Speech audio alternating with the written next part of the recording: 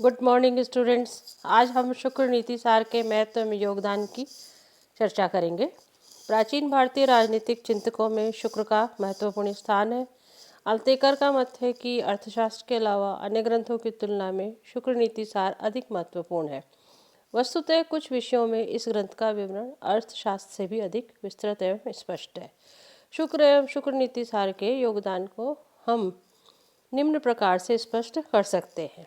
पहला है उदार सामाजिक राजनीतिक व्यवस्था। शुक्र ने वर्ण व्यवस्था को स्वीकार किया है, किंतु उन्होंने वर्ण का आधार जन्म के स्थान पर व्यक्ति के कर्म को माना है। उन्होंने जातियों के निर्माण का एक प्रमुख आधार व्यवसाय को माना है। उनका मत है कि वर्ण एवं जाति का विचार भोजन एवं विवाह की दृष्टि से किया जाना चाहिए। राजनीतिक पदों के लिए इनका विशेष महत्व नहीं है। इन पदों पर कर्मशील एवं गुण के आधार पर नियुक्ति करना राजा एवं राज्य के लिए लाभकारी होता है। इस मान्यता के कारण शुक्र की राज्य व्यवस्था सामाजिक व राजनीतिक दृष्टि से मनु की तुलना में अधिक उदार दिखाई देती है। शुक्र ने राज्य के सावयव सिद्धांत का भी प्रतिपादन किया है। प्राय सभी भारतीय राजशास्त्रियों ने राज्य को 7 अंगों से बनी संस्था माना है, किंतु शुक्र ने पहले भारतीय राजशास्त्री हैं जिन्होंने राज्य को एक सावयवी या शरीर बताया है। उसकी तुलना मानव शरीर से की है।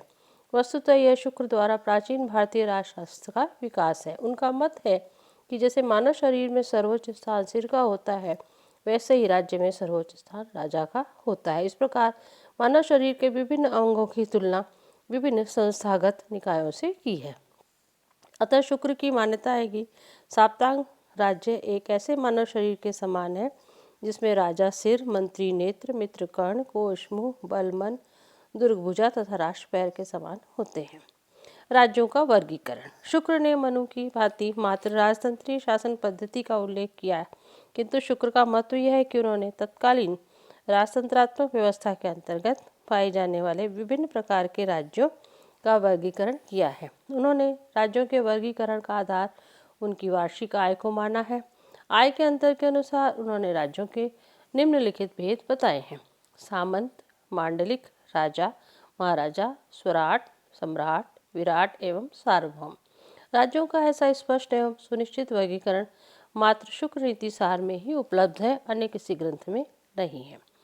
राजा संबंधी यथार्थवादी विचार। शुक्र ने राजपद के महत्व को स्वीकार करते हुए भी राजा के विषय में आदर्शवादी ढंग से विचार नहीं किया है। वस्तुतः राजा संबंधी शुक्र के विचार यथार्थवाद के निकट है। उन्होंने राजा को देवांशों से निर्मित मानते हुए भी उसे प्रजा सेवक बताया है।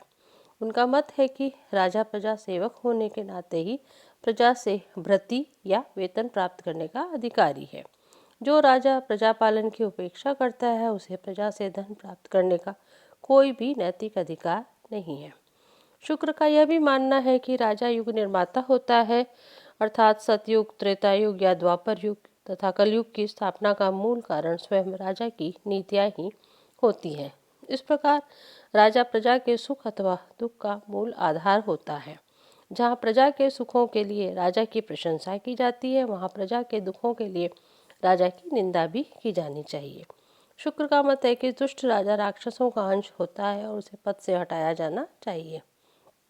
प्राचीन मंत्री परिषद पद्धति का विकास भी शुक्र ने उल्लेखित किया है और उन्होंने आवश्यकता के अनुसार इसको विकसित भी किया है। शुक्र के काल तक मंत्रिपरिषद की संख्या 8 स्वीकार की जाती थी। इसमें पुरोहित व दूत की गणना नहीं की जाती थी, किंतु शुक्र ने अपने मंत्रिपरिषद में इन दोनों को स्थान दिया और इस तरह अपने मंत्रिपरिषद के सदस्यों की कुल संख्या 10 स्वीकार करी और सभी 10 विभाग जो है तो अपने कार्य और श्रेष्ठता की दृष्टि से समाजोपयोगी और राज्य के उपयोगी माना है। राजभृत्य संबंधी देन। मनु की तुलना में शुक्र ने राजभृत्यों के पदों, कार्यों एवं सेवा शर्तों का विस्तृत वर्णन किया है। शुक्र ने राज कर्मचारियों की सेवा में बढ़ती एवं वेतन के अलावा उनकी सेवा अवधि, पदोन्नति, पद मुक्ति, प्रशिक्षण, गणवेश तथा आचार संहिता पर भी विचार किया है। वस्तुतः राज कर्मचारियों के संदर्भ में शुक्र ने जिस प्रशासनिक व्यवस्था का उल्लेख किया है वह अत्यंत श्रेष्ठ है। कोश एवं अर्थव्यवस्था के संदर्भ में शुक्र नीति सार एक ऐसा प्राचीन ग्रंथ है जिसमें राज्य की वार्षिक आय व्यय की योजना का स्पष्ट उल्लेख किया गया है, जिसे हम आधुनिक भाषा में राज्य का वार्षिक बजट के रूप में भी कहते हैं। न्याय प्रशासन। शुक्र नीति सार का न्याय प्रशासन प्रणाली मूलतः स्मृतियों पर आधारित है। इस दृष्टि से यह विवरण मनुस्मृति जैसी प्रमुख स्मृति से भी प्रभावित कहा जा सकता है।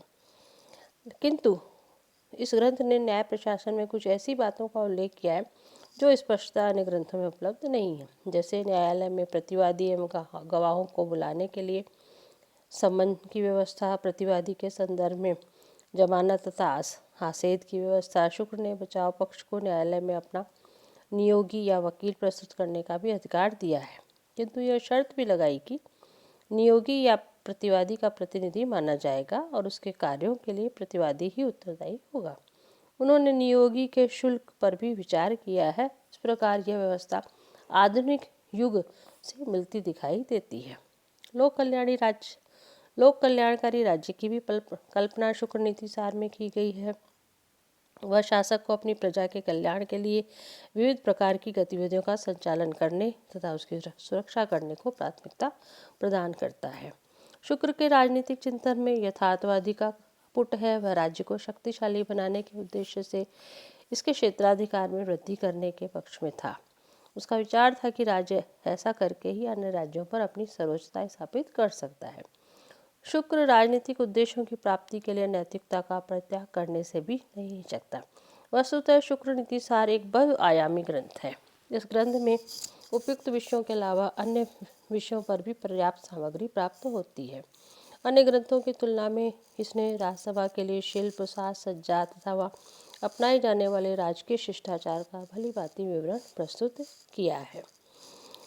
शुक्र नीति का राजतंत्र विधि, परंपरा एवं कार्य प्रणाली द्वारा मर्यादित तथा प्रजाहितकारी राजतंत्र। संक्षेप में हम ये कह सकते हैं कि प्राचीन भारतीय राजनीति में शुक्र की विचारधारा एवं देन का विशिष्ट महत्व है। भारतीय राजनीतिक परंपरा में उनकी तुलना देवगुरु बृहस्पति से की जाती है। धन्यवाद।